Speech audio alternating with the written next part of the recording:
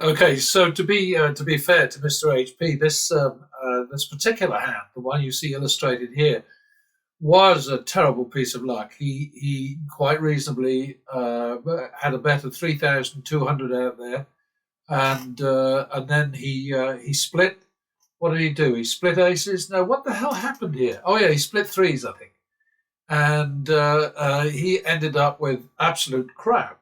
But the dealer's up card was crap, and there should have been every chance that the dealer would bust. And then what happens? Typical of blackjack. Nothing unusual about it, unfortunately.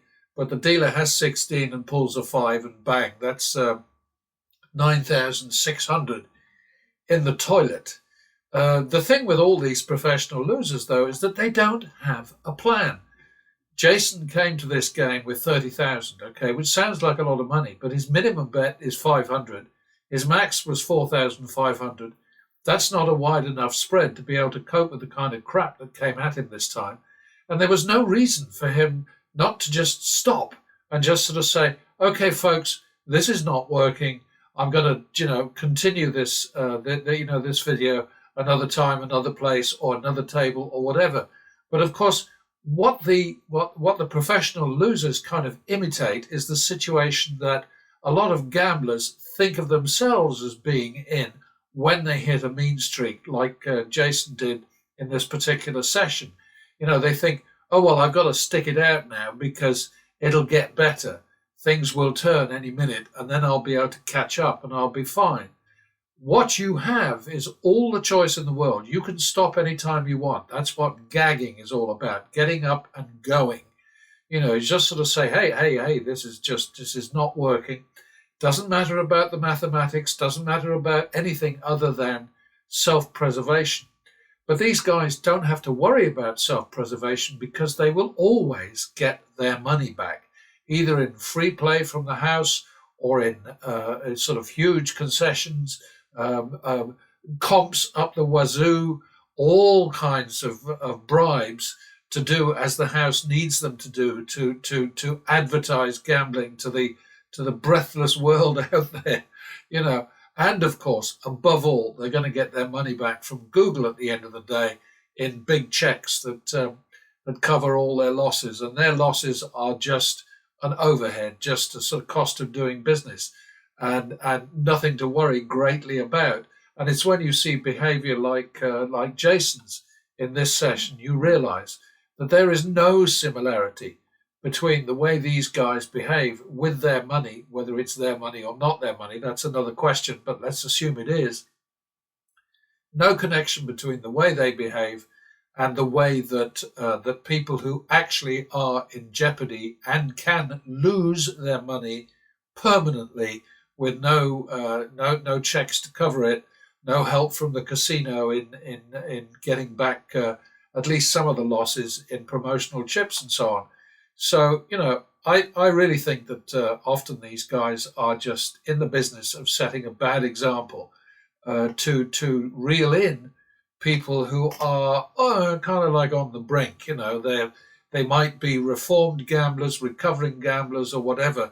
But the whole purpose of these sinfluencers, these gambling channels, is it's not entertainment. It's not anything other than advertising for the gambling industry to bring in more lambs for slaughter, more suckers, more idiots. And, that's the name of the game for them. And if they pretend otherwise, as Vegas Matt frequently does, I don't think I'm leading lambs to slaughter. I don't think that I'm promoting gambling. What a load of shit. Honestly, really. Come on. I mean, people have to be pretty stupid in their millions to watch these channels on a regular basis. But are they that stupid? Well, maybe they are. I don't know. Okay, so I think gobsmacked might be the right word to describe my reaction to Mr. Handpay's Jason Volke's latest post on the Felt Life channel. Absolutely gobsmacking. I mean, what the hell was he thinking? And I fully accept it's his money, it's his channel. He can do what the hell he wants. But I don't know what message he's trying to get across to his audience, because to me, a session like this is basically saying, hey, people, don't touch these games. Don't come near a casino. This is what will happen to you. Stay away. Save your money. Give it to your kids. Buy a new car. Get the bathroom remodeled. Move up market. I mean, you just sort of like, what's this thing? What? But hey, there it is. It's available online. It's there for all to see. And I'm telling you, it is not a happy sight. It's a bit complicated for pattern betting for the algorithm, I have to say. The algorithm only bets the third base or anchor bets. They're the far left bet. If you're facing the dealer, the bet that's on the far left-hand side, okay? So, this is why I sort of like confuse myself and confuse other people by saying the left-hand bet, and then people say, well, that's the first bet out. That's, of course, the dealer's left hand. So my left hand, your left hand, facing the dealer, the bet on the far left-hand side, which is known to many as third base or as the anchor. And, that's all that the pattern betting algorithm will ever play, because the extra bets that people like Jason and Degen Dalt and many, many others, particularly most spectacularly, I think, Crazy Cody Burn Money, they're just, it's a terrible idea. And Jason this time, he had 3 bets out, and two rounds in a row, the dealer got a natural. So that's bang, twice in a row, 3 bets just blown away, no chance. It's insane to do what he does. But anyway, the complication for pattern betting is quite simply that last time, against the last professional loser,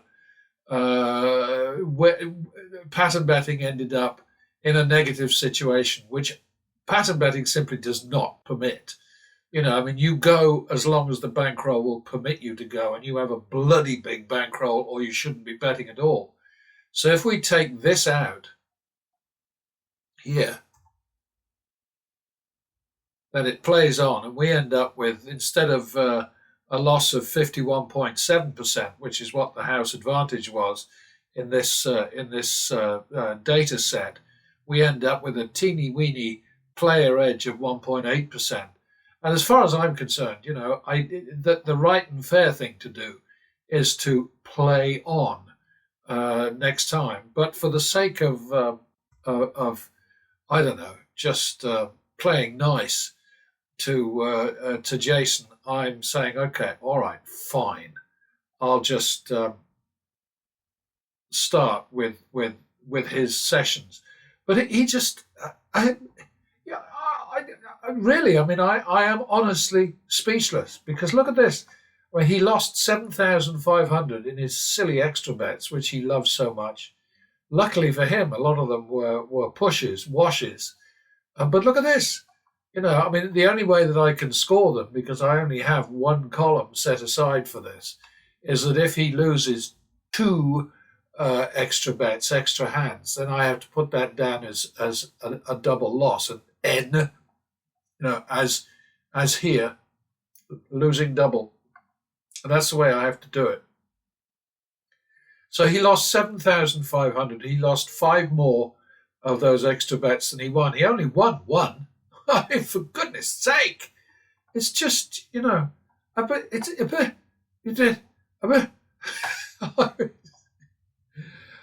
anybody out there can make sense of what this guy does with his money, just do, please tell me. But the one thing that I want to remark on here is quite simply, I was asked not too long ago, have you researched the effect of a stop loss? And my answer to that was to say what I have said for decades, and that is that the whole concept of the stop loss is what builds the casinos, what keeps the lights on and the dealers paid, and so on. Because stop losses are enforced by the gamblers themselves, by the fact that they're going into games with not enough money. And Jason has just done exactly the same thing. He said, all right, I'm going to bet with 30,000, but then his minimum bet is 4,000. Sorry, his maximum bet is 4,500 in this particular session, and that's down here, and he lost 3 of them, because it was just, it was terrible. I mean, just awful. And now I'm looking at this and I'm thinking, wait a minute.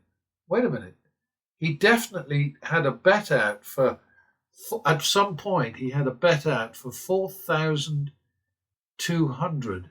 Hang about. I've got to stop and check.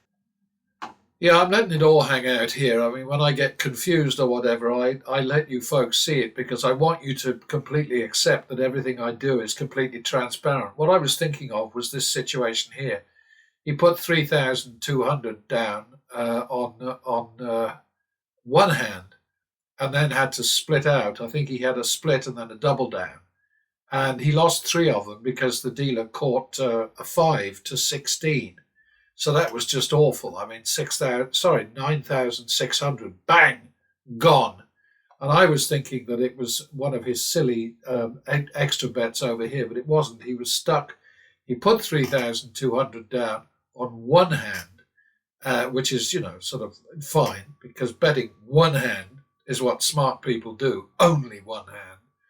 And then by circumstances, he was forced out to 3 bets, and it was just plain bad, shitty luck that the dealer has 16 and pulls a 5 to it. I mean, it's the kind of thing that happens in these games all the time.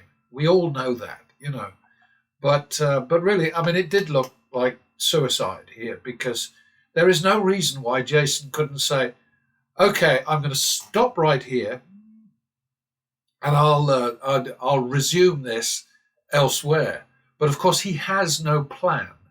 He relies entirely, like all these professional losers do, he relies entirely on winning more bets than he loses. The Sirisanis, the Dana Whites, the Crazy Codys, the Bobby Rivases, the Vegas Matts, they're all the same. They have no plan other than to get lucky and win more bets than they lose. And when that doesn't happen, they are screwed. And what they're doing is giving terrible, terrible, terrible advice, even if not directly, by example. They're giving awful advice, setting a terrible example to people who might just be stupid enough to imitate what they do. So there you have it.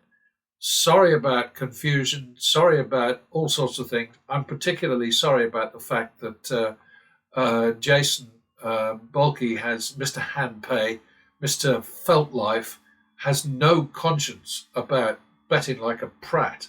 I mean, he can afford to do it because he gets his money back from Google and from the casinos. You and I can't do that. So these guys like Vegas Matt, who keep saying our gambling is as real as it gets, no, it's not. Damn it.